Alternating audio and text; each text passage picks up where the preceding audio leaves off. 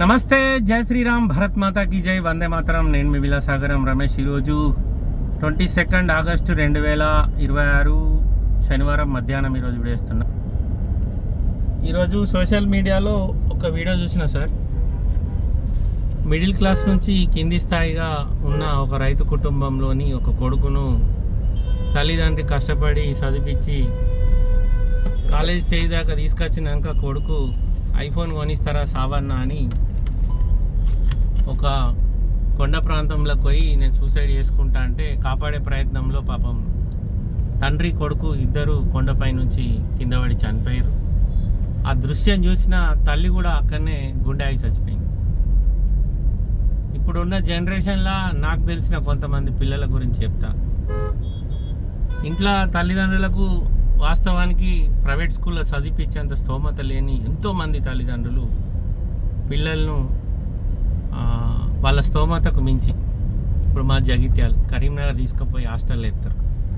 బిడ్డ, నువ్వు మంచిగా చదువుకో, నీకు మంచి భవిష్యత్తు ఉంటుంది, నా లెక్క నువ్వు కావద్దు, నేను తల తాకట్టు పెట్టైనా నిన్ను ఉన్నత చదువులు చదివించి నీకు ఒక మంచి భవిష్యత్తు ఇద్దామని తల్లి కానీ తండ్రి కానీ కష్టపడి పిల్లలను వాళ్ళ స్తోమతకు మించి ఇప్పుడు హాస్టల్లో నాకు తెలిసి 5వ తరగతి 6వ తరగతి 7వ తరగతి 10వ తరగతి లోపు ఇంటికాడ ఉంటే పిల్లలు వాళ్ళతోటి వీళ్ళతో ఆటలని మొబైల్ ఫోన్ అని అవన్నీ ఖరాబ్ అవుతారు అనే ఉద్దేశంలో ఏదో చిన్న చిన్న వ్యాపారాలు నడిపించుకునే తల్లి కానీ తండ్రి కానీ పిల్లల్ని తీసుకుపోయి వాళ్ళ కెపాసిటీకి మించి ఏ స్కూలు ఏ హాస్టల్ అయినా మన బిడ్డను కానీ మన కొడుకును కానీ జాయిన్ చేయాలంటే లక్షలలోనే ఉంటుంది. లక్షకు తక్కువనైతే ఉండదు, 1,00,000 పైనే ఉంటుంది.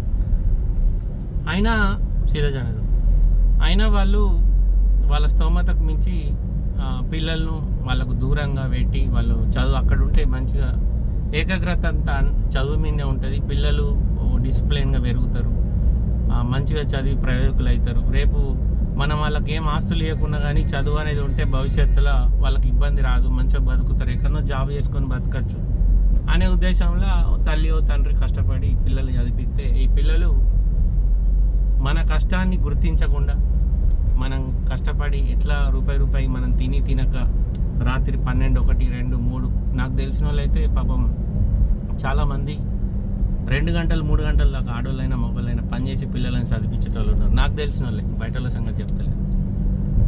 అట్లాంటి తల్లిదండ్రులకు ఉంటున్న పిల్లలు మాత్రం నువ్వు మాకేం చేసినావు అనే స్టేజ్లో మాట్లాడతారు. ప్లస్ చిన్న చిన్న విషయాలకి హాస్టల్ నుంచి ఇంటికి వచ్చుడు, లేకపోతే హాస్టల్లో నన్ను చక్కగా చూసుకుంటలే అనుడు, చదువు లేదు, ఏదైనా ఎగ్జామ్ పెడితే సరిగా రాసే తెలివి లేదు. నువ్వు ఇట్లాంటి పిల్లలను చాలామంది చూసినాయి మధ్యకాలంలో. సరే పోనీ మనం మంచిగా బతుకుతున్నాం, మన ఆర్థిక పరిస్థితి మంచిగా ఉంది అంటే నువ్వు చదవకుండా నథింగ్. కానీ మన పరిస్థితి మంచిగా లేకున్నా మన తల్లి మన తండ్రి మన కోసం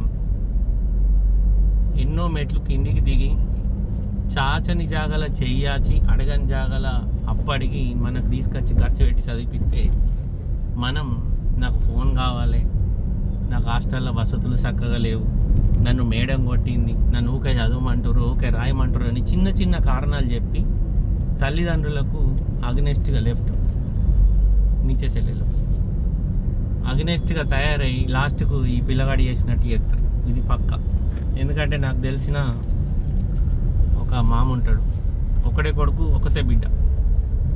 నేను ఆ పిల్లగానికి మా మామకు కూడా చెప్పిన, మామ ఆ పిల్లగాడు చదివాడు, నువ్వు ఒట్టిగా స్తోమతకు మించి హాస్టల్ దాకా తీసుకపోకు, అన్ని డబ్బులు ఖర్చు పెట్టి నువ్వు ఒకసారి హాస్టల్ ఫీజులు ఎట్లుంటుందంటే సీట్లు ఉంటాయి. ఒక హాస్టల్కు ఇంతమంది స్టూడెంట్స్, ఇంత కెపాసిటీ, ఆ సీట్ ప్రకారం మనం పేమెంట్ ఇచ్చి జాయిన్ చేసుకోవాలి. ఇప్పుడు నేను ఎట్లయితే కార్ల బిజినెస్ చేస్తున్నానో నాకు వాళ్ళన్నా ఈ బండికి టోకెన్ ఇవ్వగానే ఇది బుక్ అయిపోయినట్టు సీదా వన్ ఇచ్చేసే రైట్.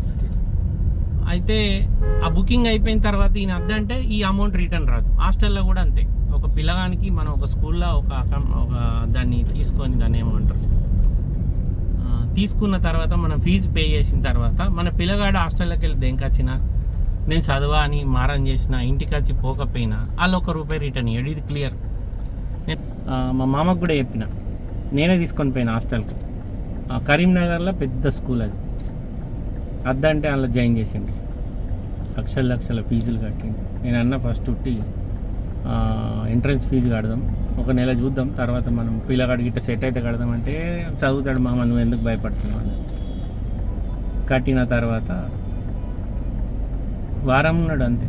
వారంలో అప్పటికి వీళ్ళు 2 సార్లు 3 సార్లు వేరు పిల్లగాని దగ్గర. పోకురు మీరు పోతే పిల్లగాడు ఉండడు, రిటర్న్ వస్తాడు, చదవడానికి కూడా చెప్పిన. మావాడు అట్లా కాదు, మావాడు హీరో అది ఇది అని గీడ పెట్టుకున్నాడు.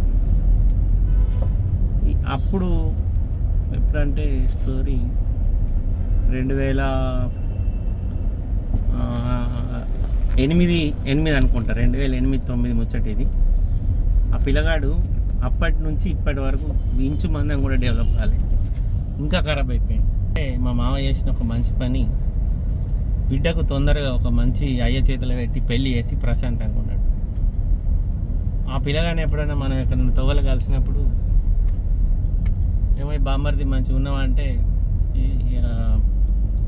అదేదో సినిమాలో సంజయ్ దత్ పెంచిన టెంటికలు పెంచిండు, మాట్లాడితే పొడిసేసుడు, కుచ్చేసుడు, లేపేసుడు, ఇవే డైలాగులు ఉన్నాయి మొత్తం.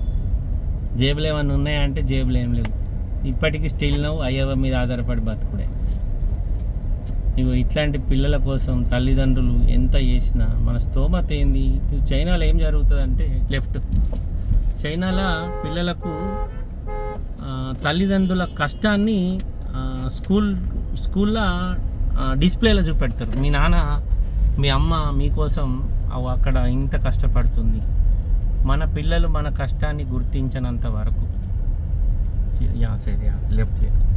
గుర్తించినంత వరకు మనం వాళ్ళ కోసం ఏం చేసినా వ్యర్థమే. కొంతమంది తల్లిదండ్రులకు ఎంత చెప్పినా మెదడుకెక్కది. నేను ఈ మధ్యకాలంలో కూడా మనకు తెలిసిన వాళ్ళకి ఒకళ్ళకి చెప్పిన, మీరు హాస్టల్ వేసిరు కానీ ఊకే తీసుకొచ్చుడు, ప్రేమగా ఇక ఇక దగ్గర తీసుకునుడు, చిన్న చిన్న విషయాలకి వెనకేసుకొచ్చుడు, గౌరవం చేసుడు, బెదిరించకపోవడు, ఇట్లాంటివి చేస్తే ఆ పిల్ల జీవితకాలంలో పేరుకు రాదు, చదవది.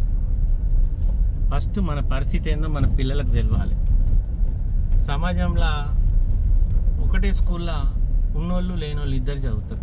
ఉన్నోళ్ళేమో వాళ్ళ పిల్లలకు అన్ని వసతులు చూపెడతారు, లేనోళ్ళేమో పిల్లల్ని వాళ్ళ స్థాయికి మించి అప్పు చేసైనా ఇవ్వాలి కదా, ఓపెన్ ప్లేస్మెంట్ రైట్ లేదు, అప్పు చేసి పిల్లలకు అన్నీ వాళ్ళకి కావాల్సిన వసతులన్నీ సమకూరుస్తారు. కానీ పిల్లలు మాత్రం బస్ రైనది ఆప్ మత్ కర్నా 2 మినిట్.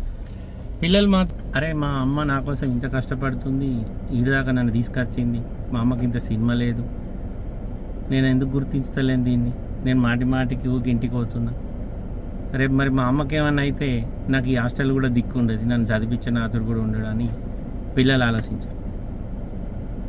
ఐఫోన్ అనేది అమృతమా? మామూలు ఫోన్. ఇప్పుడు నేనే ఐఫోన్ వాడా, నేను సామ్సంగ్ ఫోన్ వాడతా. దాన్ని మేనేజ్ చేసుడు కష్టం. దాని ఫీచర్సు దాంట్లో ఒకటి ముడితే ఇంకోటి వస్తుంది, దానికి సరైన బ్యాక్ అది కూడా ఉండదు బటన్. అందుకే నేను ఐఫోన్ జోలికే పోలే ఇప్పటి వరకు. గొడ్డు ఉన్నాడు పోరడు, ఆడు ఒక్కడి వచ్చిన అయిపోవు, తండ్రిని చంపే తల్లిని చంపే ఫోన్ కోసం. అంత పెద్ద కొండల మించి పిట్టలు కూలినట్టు కూలి మీదకి కాపాడే ప్రయత్నం వల్ల పాపం తండ్రి ప్రాణం కూడా పోయింది.